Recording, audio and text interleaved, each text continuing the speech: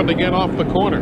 Looks like Kenny Allen had got sideways, tried to correct it, and it went back the other way on him, and he's sliding down the backstretch up against the outside retaining wall, and he's sitting there, and Kenny Bouchard. Ability truck of John Nemechek.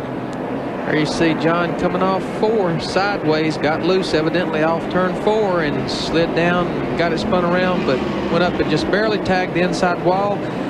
Caution there. I mean, he was very lucky. Look at the contact down the front straightaway from Nathan Buckey on Gerhardt as they start down in turn 1. Looked like everybody got it straight. Whoa, there you go. Hang on, Harry.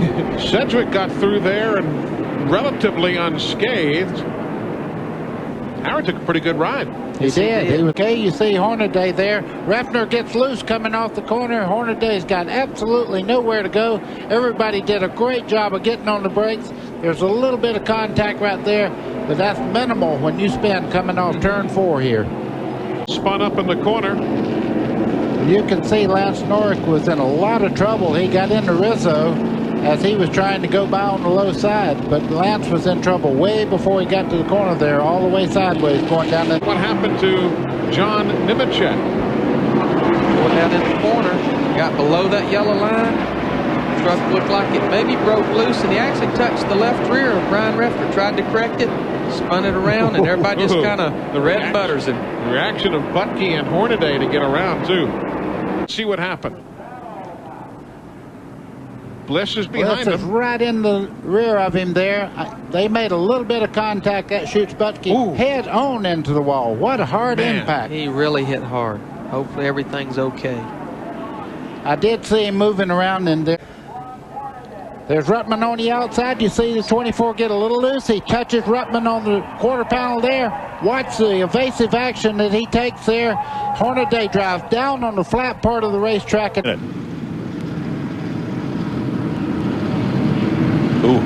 Okay, that's Rob Rezzo there in the 27. He gets around. You see the 02 truck getting sideways there. And it looks like Joe Ruttman's involved in it too. Here's what Ron Hornaday saw. This thing stacked up there in turn 1. 02 there is Eric Norris. You can see him going through the wreck there. Stacy Compton, the 86, also involved. And Dan Press's truck has been pushed to the garage. The 52, Toby Butler. That's Lance Norrick in the 90 there. He looked like he assisted him off into that corner just a little bit. You see Lance getting by. Watch this impact as he hits the outside wall. Well, credit Norwick with the assist. Looked like a slap shot to me. Yeah, you can see right here he's closing in. Right there, the contact that loosens him up. Cunningham goes around backwards. The tires are locked up. It's Wayne Grubb. Oh no, that's the number 1 up in the wall. Where is that? Is that Wayne Grubb's number 4? That's Michael Dockin in the blue and white Dodge there moving off. He spun to avoid the accident. We're riding with him as we go down in the corner.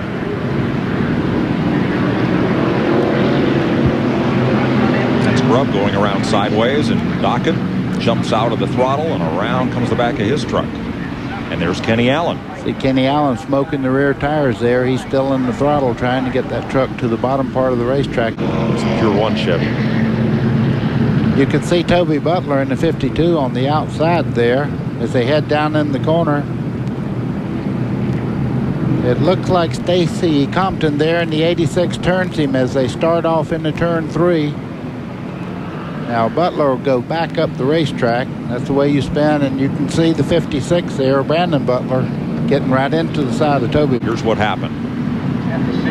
See Roper in the 31. Oh, you could see the fire flying off. Something broke in the left-hand corner of Lonnie Rush's truck. It really got down in the pavement there and turned him out to the outside wall. You can see him skimming along the outside wall there in the 77 truck.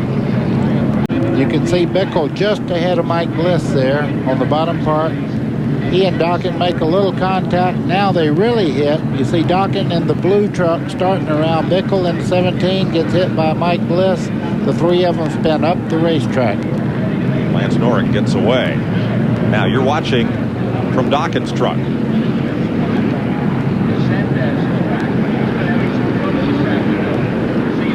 boom. You could see that Bickle lost it down low. He was under the yellow line and slid up in the dock, and they made contact, and that's what started the whole problem.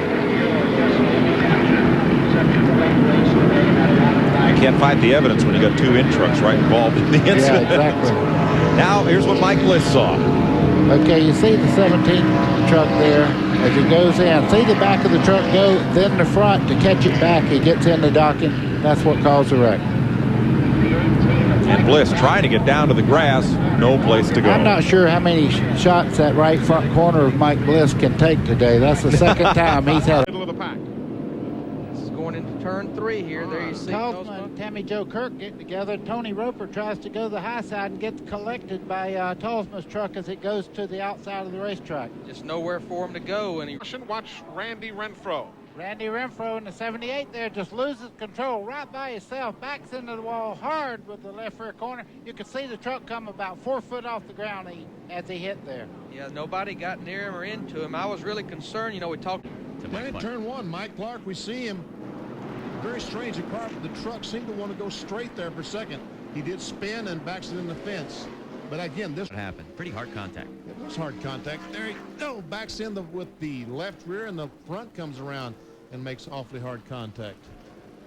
So far, turns one. Side by side, going to corner, and Sprague gets loose. He got the left front on the apron as he goes down in turn 1. It de-wedges the truck. He gets loose, goes up, makes contact with Hornaday. And I tell you, Hornaday made pretty serious contact with the outside retaining wall. I mean, yeah, he lifted the right side of the truck. Here's another view. See that 24 truck on the apron of the racetrack? That will make the truck loose as he gets in the corner. Some guys will use that apron to loosen the trucks up, but this time it was too loose.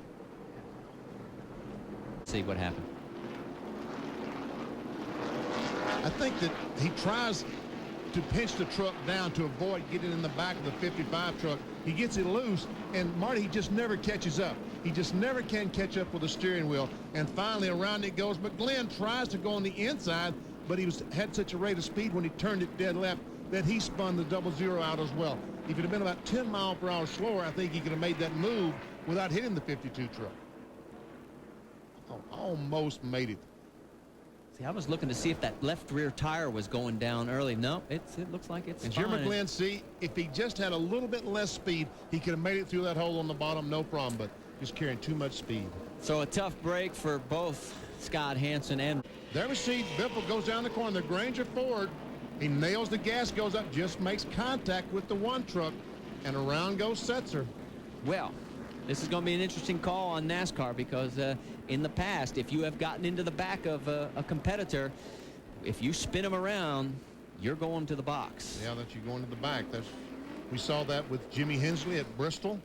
We saw it with Andy Houston, I guess, at Texas. And there we see, and I don't think that Setzer made it. See him go down in the corner. And just as he starts in the corner, I think the air is going to go out of the right front. There we see the air out of the right front and straight in that wall. Boom. Hard contact. But the best news is the window net is down. Let's go on board. And just listen.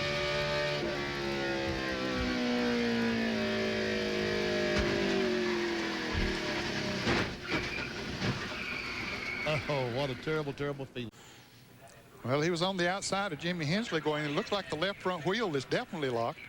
He's got the brakes on there, trying to slow the truck down. He got in the loose stuff on the outside there. There's a tremendous amount of dirt and rubber buildup on the high side of the racetrack. He locked the brakes down, trying to slow the truck down. Of course, when he did that, he lost the steering totally.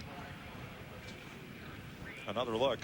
See it go straight, though. Mike, that looked like something might have broke on the truck because he was trying to turn it and nothing happened.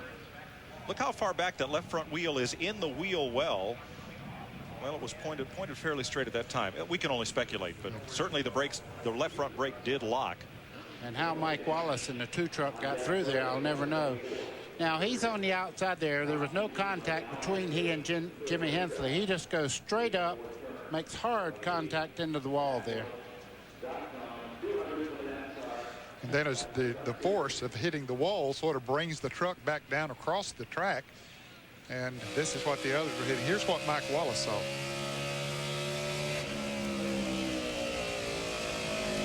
Well, buddy, you wondered how he got through here? Here's how. What's this? Boy, that was a great. There's Houston on the inside in blue. The Spears truck.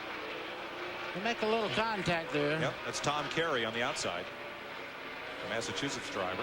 Corey Gibbs in the 20 just does get by on the high side. Contreras as well. Into the side. Yes, it was the 3 of Brian Reffner. Just upsets the 27 of Gensman there. Well, Gensman right there gets clipped. As he was caught on the outside 2 or 3 laps there and just trying to stay out of the way, and sometimes there's nowhere to go, and he got clipped a little bit, and just too bad. Here comes poor old Randy McDonald, and the hole closes up on him. Yeah, he thought when he made that decision to go high, he said, that's wide open up there. I got no problem. I can go up there and go around them. But all of a sudden, that hole closed up on him. McDonald was 6th at Daytona, has only one top 15 finish since. Boy, that was a good shot. You're right. Brian Reffner just got right up there and give him a clipping. Ow. What happens, it was already loose. Corey Gibbs now slide. Now watch it come around, and when it does, it just buries itself right here. Might have been another truck involved. Now, there was one truck way up on the high side of the racetrack there that just went quickly out of picture. Tipping the family truck, the E.J. Prescott, number 03. It was already out of control and headed towards the wall when our camera picked it up, but he hit that outside wall pretty hard. There's not a truck around him, so he did that by himself. He went down in the corner, and there's a lot of oil drying and different things on the high side of the racetrack now, so when he got up there, the truck just goes around on him. That is huge contact to the outside wall. Well, they call him